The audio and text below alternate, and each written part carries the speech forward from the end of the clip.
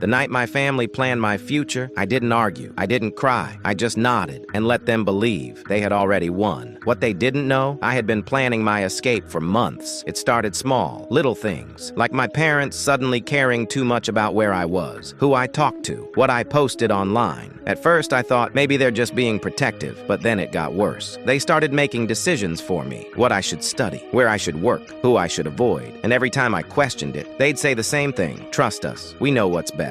But here's the thing about control. It doesn't show up all at once. It builds slowly, quietly, until one day you realize you're not living your life anymore. They are. I started noticing patterns, conversations stopping when I entered the room, phone calls ending suddenly, relatives acting weird around me, like they knew something I didn't. One night, I overheard my mom whispering, "Everything is almost ready." Ready for what? That's when I knew something was coming, something big. And whatever it was, I wasn't part of the decision. Pause for a second. If you were in my place, would you confront them or stay quiet and find out the truth first? Pause. And if you're into real intense stories like this, hit like right now, because this is where everything changes. A few days later, they called for a family dinner. You know, the kind where everything looks normal but feels completely off. The table was perfect. Everyone was dressed nicely, even my dad, who never cared about this stuff. That's when I knew this wasn't just dinner. This was a setup. Halfway through the meal, my mom smiled and said, "We have exciting news." My heart started racing. She looked at my dad. He nodded. Then she said, "We've made arrangements for your future." Arrangements? Before I could even react, the doorbell rang, and when that door opened, everything inside me froze. A man walked in, older, confident, smiling like he already belonged there. My parents stood up to greet him, like he was important, like he was expected. Then my dad said something I'll never forget. "This is the man who's going to take care of you." I couldn't breathe. I looked at my mom, waiting for her to laugh, to say this was some kind of joke, but she didn't. Instead, she said, "You'll understand later. This is for your own good, for my own good." That's when I realized this wasn't about me. This was about them. But here's what they didn't know. I had already seen the signs. Weeks ago,